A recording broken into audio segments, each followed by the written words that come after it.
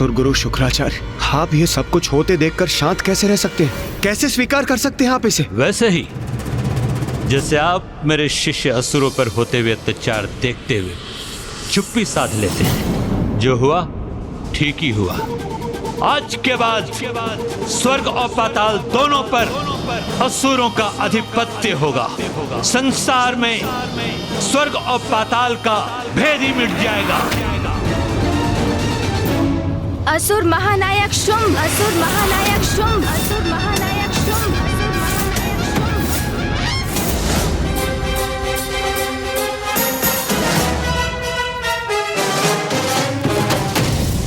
अरे रे, मैं तो इन दोनों को भूल ही गया था।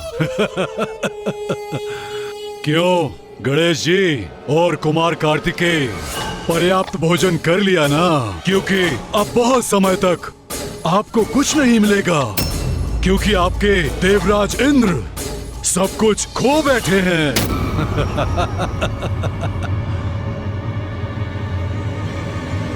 ये नवीन असुर महानायक इतने मूर्ख होंगे ये ज्ञात नहीं था मुझे गणेश। तूने महाराज शुंभ को मूर्ख कहने का दुस्साहस कैसे किया? अरे मूर्खता करेंगे तो मूर्ख ही कहलाएंगे ना। अब इसमें साहस दुस्साहस कहाँ से आ गया? आप जो भी कहना चाहते हैं स्पष्ट कहिए गणेश जी। उचित है तो आप स्पष्ट शब्दों में ही सुनिए। इंद्रासन पर अधिकार कर आपने ये कैसे सोच लिया कि अब इंद्रदेव के पास दांव लगाने के लिए कुछ भी शेष नहीं? ये क्या कह रहे हैं गणेश जी? अब क्या शेष है इंद्रदेव के पास? अभी ये क्रीड़ा संपन्न नहीं हुई। असुर महानायक शुंभ,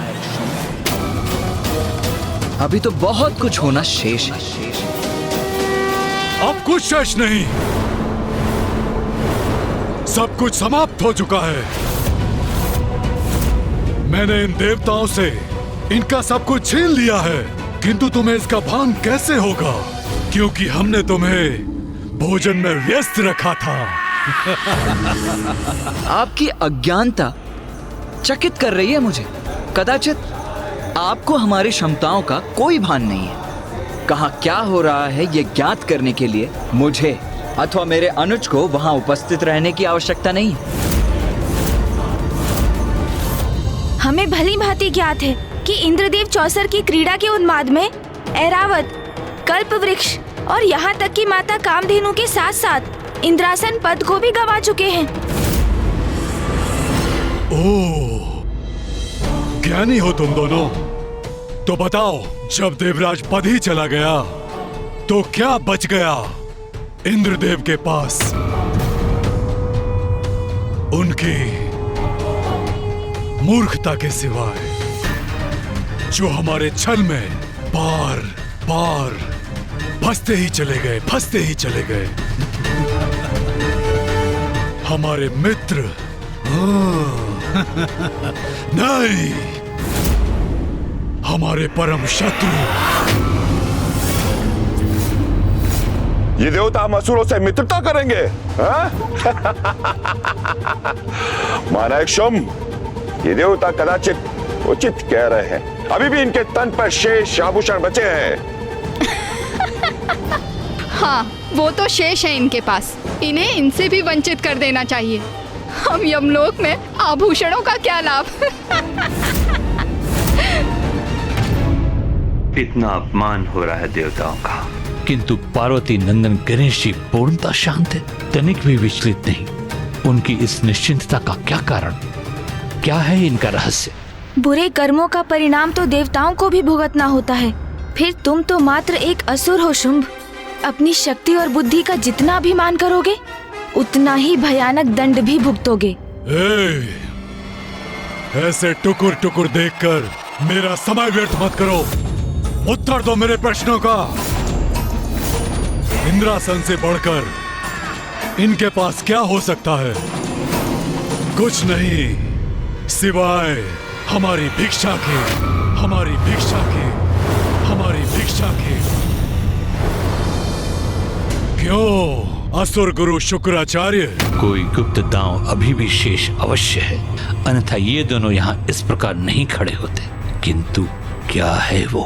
असुर गुरु शुक्राचार्य, बहुत बड़ी चूक कर बैठे हैं आप, जिसकी अपेक्षा मुझे आपसे कदापि नहीं थी। क्योंकि जो योजना आपने गढ़ी थी उसमें तो एक बहुत बड़ी कमी रह गई। कमी रह गई हमारी योजना में? नहीं महादेव पुत्र गणेश जी, कदाचित आप देवताओं के पराजय को स्वीकार नहीं कर पा रहे हैं। वास्तविकता से संपर्क बनाइए। ये देखिए, हम असुर विजयी हुए हैं, तो फिर किस कमी की बात कर रहे हैं आप गणेश जी? असुर गुरु, कभी कभी अति उत्साह में व्यक्ति सबसे मुख्य बात भूल जाता है। वही आपके साथ भी हुआ। प्रथम दाव में ही इंद्रदेव से आपको उनका पद छीन लेना चाहिए था, तो ऐरावत, कल्पवृक्ष, माता कामधेनु स्वतः ही आपके हो जाते। किंतु आपने ऐसा नहीं किया, क्योंकि आपका ध्यान तो इन सभी पर था, जिनके लोभ में आप देवताओं की सबसे अमूल्य निधि भूल गए। क्या कह रहा है ये गजमुख? ऐसा क्या है जो असुर गुरु भी भूल गए? ऐसी कौन सी निधि है देवताओं की जिससे हम अब भी वंचित हैं? एक ऐसी निधि असुर गुरु शुक्राचार्य, जिसके कारण आपके निरंतर कुशल मार्गदर्शन के पश्चात भी ये असुर कभी भी देवताओं को पराजित नहीं कर सके।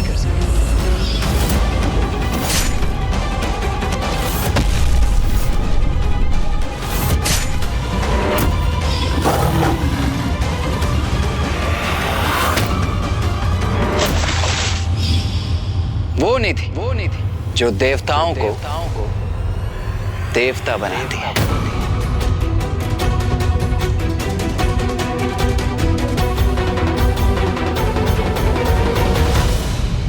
ओह, अब मैं समझा। अमृत।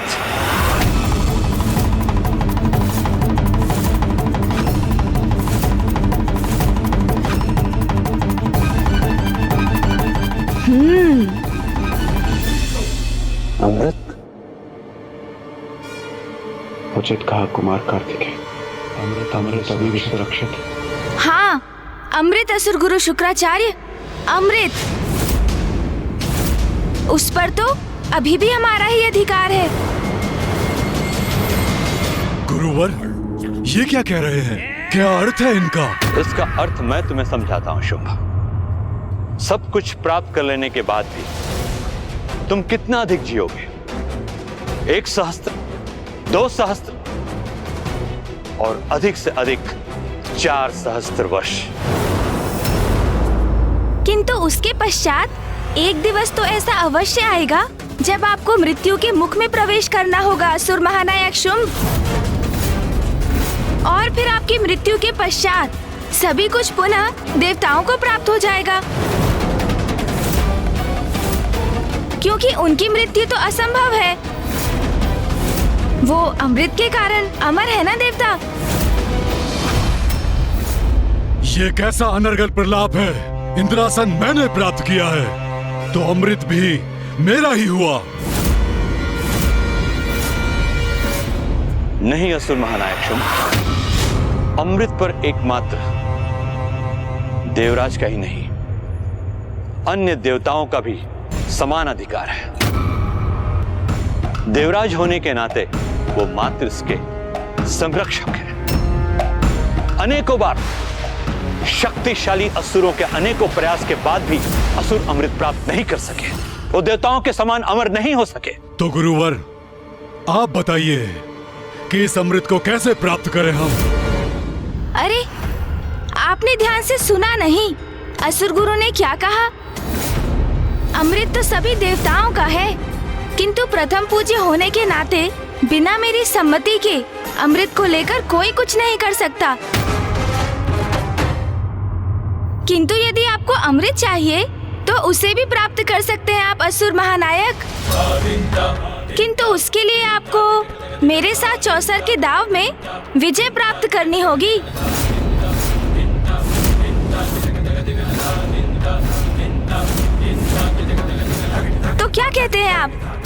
मेरा प्रस्ताव स्वीकार है आपको?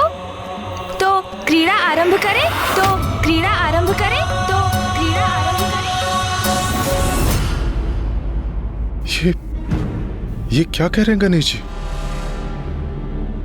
एकमात्र अमृत ही तो शेष है हमारे पास, और यदि उसे भी दांव पे लगा दिया तो हम अपना सर्वस्व खो बैठेंगे। चिंता मत कीजिए सूर्यदेव, गणेश को भली भांति ज्ञात है कि वो क्या करने जा रहा है। आप बस शांत रहिए और इस क्रीड़ा को होने दीजिए। इस बार इस क्रीड़ा का परिणाम अवश्य उचित ही होगा। उचित है, क्रीड़ा होगी, अवश्य होगी। सब कुछ गंवाने के पश्चात भी गणेश जी अमृत दांव पे लगाने के लिए आतुर हैं। क्या मंशा हो सकती है इसमें उनकी? अवश्य कोई न कोई चतुराई होगी उनकी, किंतु अमृत के बिना हमारी विजय भी तो अधूरी है। क्रीड़ा अवश्य होगी, किंतु अब कैसा किंतु परंतु? अमृत दांव पर तभी लगेगा असुर महानायक जब देवताओं से आपने जो भी प्राप्त किया है उसके साथ आप अपना सर्वस्व दांव पर लगाएंगे।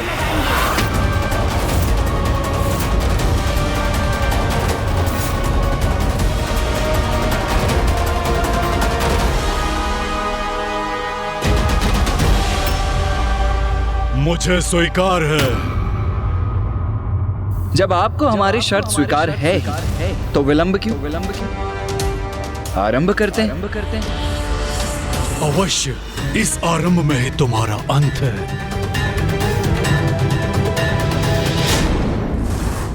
जिस प्रकार तुम इसे देख रहे हो उससे यह प्रतीत होता है कि तुमने कभी चौसर की क्रीड़ा में भाग ही नहीं लिया। क्या करें असुर महानायक शुंभ, हम कैलाश में ऐसी कोई क्रीड़ा करते ही कहाँ हैं जिसमें कोई दांव लगाने की आवश्यकता हो। द्रुत क्रीड़ा निषेध है ना वहाँ। दोष तो मेरा ही। अपने दायित्वों को भूलकर, मिथ्या आकर्षण से प्रभावित होकर मैंने ही तो धृत क्रीड़ा में भाग लिया। चलो, बहुत हुई शब्दों की क्रीड़ा। अब क्या इसे संपूर्ण दिवस निहारते रहोगे या चौसर की क्रीड़ा भी खेलोगे? भैया, मैं तो ये क्रीड़ा भली भांति समझ गया। हाँ गणेश, ये क्रीड़ा तो सीधी और स्पष्ट है। आड़े तिरछे हैं तो इस क्रीड़ा में भाग लेने वाले। अब और अधीर नहीं होने दूंगा आपको। लाइए असुर महानायक, मुझे पासे दीजिए। इसे दे दूं पासे? पार्वती नंदन गणेश जी फेंकेंगे पासे?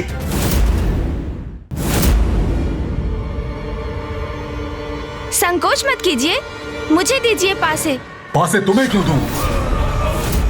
पासे तो मैं ही फेंकूंगा, जैसे मैं अब तक करता आया हूँ। वो नियम तो पूर्व में था, और ये स्थिति आपके पास है फेंकने का ही तो परिणाम है। ये एक नवीन और भिन्न दांव है, इसीलिए यदि इसमें पासे गिरेंगे तो प्रथम पूज्य गणेश के हाथों से। यदि आपको स्वीकार है तो आरंभ करते, अन्यथा कोई बात नहीं, अमृत हम देवताओं के पास ही रहेगा। फिर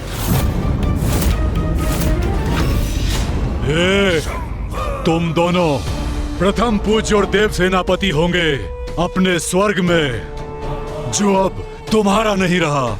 और ये भूलो मत, तुम लोग मेरी राज्यसभा में हो, और जहां तुम्हारे देवता लाचारों की तरह बस खड़े हैं। इसलिए तुम मुझे किसी भी अवस्था में बांधने की स्थिति में नहीं हो। समझ गए? समझने की आवश्यकता तो आपको है। असुर महानायक होंगे आप अपनी राजसभा में, किंतु स्मरण रहे, मृत्यु से मुक्त नहीं है आप, क्योंकि अमृत तो अभी भी हमारे ही पास है, और ये दांव उसी अमृत के लिए चला जा रहा है। इसलिए हम जितना चाहे उतनी अवस्था लगा सकते हैं आप पर। इस व्यर्थ के विवाद का कोई लाभ नहीं। अब गणेश जी को पासे दीजिए और क्रीड़ा को संपन्न कीजिए। परिणाम सबके समक्ष स्वतः ही आ जाएगा। तुम 100 बार भी ये मायावी पासे फेंकोगे तो भी विजय तो मैं ही होऊंगा। और एक बार अमृत पर मेरा अधिकार हो जाए तो तुम्हें भी उचित पाठ सिखाऊंगा मैं। कुमार कार्तिकेय ने हमें शांत रहने के लिए कहा, तो मैं अभी बहुत चिंतित हूं। गणेश जी किसी प्रकार हमें इस विकट स्थिति से निकाल दे, बस इतना ही चाहता हूं। ये विकट स्थिति जो आपने उत्पन्न की है, मैं अपनी भूल के लिए कितनी भी क्षमा क्यों न मांग कम, किंतु जो भूल मुझसे हुई मैं नहीं चाहता कि वो भूल पुनः हो। मैं तो बस इतना चाहता हूं कि अमृत हमारे हाथ से ना जाए।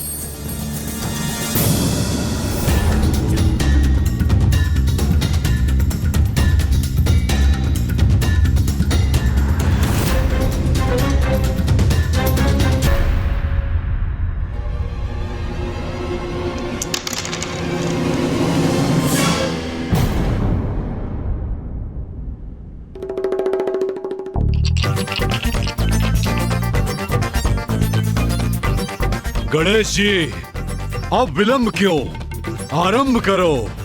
क्या हुआ गणेश? दांव चलो, फेंको इन्हें। वो भैया, चौसर की क्रीड़ा का अभ्यस्त ही कहा हूँ मैं।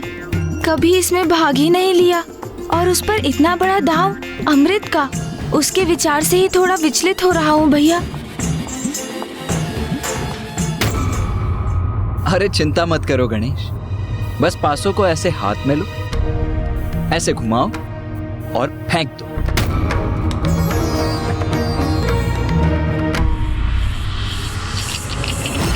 अरे ऐसे नहीं गणेश, लाओ मैं दिखाता हूं, मुझे दो पासे।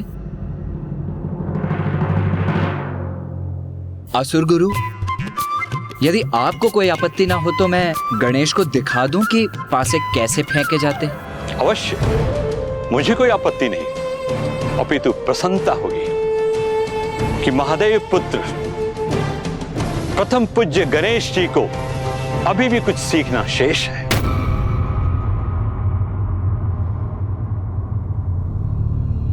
ये देखो गणेश, इतना सरल है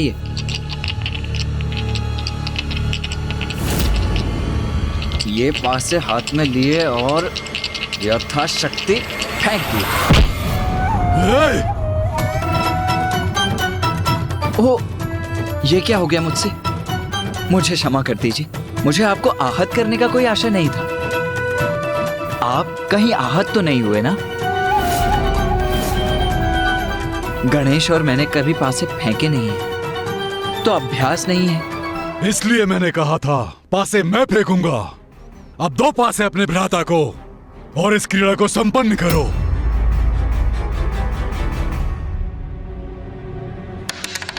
हाँ, जैसी आपकी इच्छा। लो गणेश, अब तुम ही फेंको इन्हें।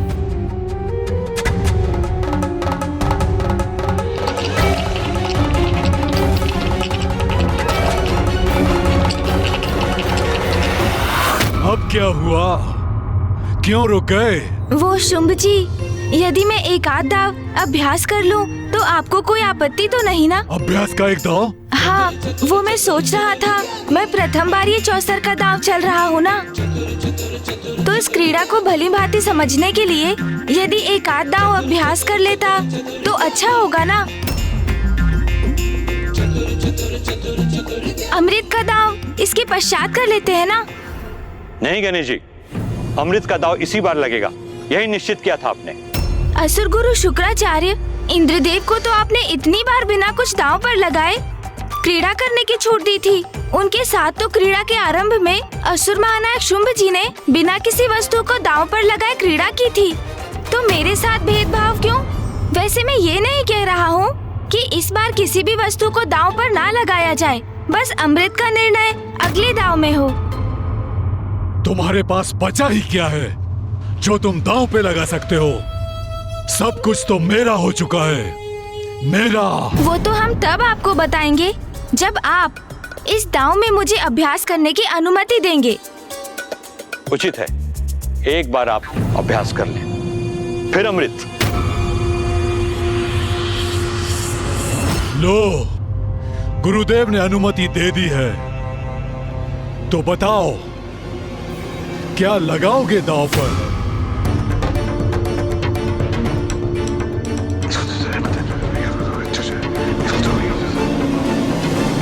नहीं नहीं गणेश, मैं सहमत नहीं हूं। कुछ इतना महत्वपूर्ण और इतना विशाल दांव पर लगाओगे तुम?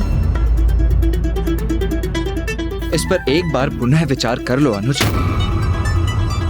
जो दांव पर लगेगा वो महत्वपूर्ण और विशाल है, अच्छा है, बहुत अच्छा है। मैं निर्णय ले चुका हूँ। हमारी ओर से अभ्यास हेतु मैं दांव पर लगाता हूँ।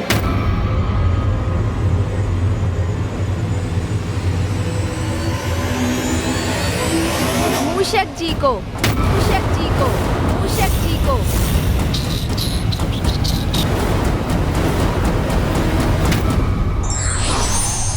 छल करने वाले को उत्तर अवश्य देना चाहिए, किंतु छल से नहीं, अपितु बुद्धि और युक्ति से।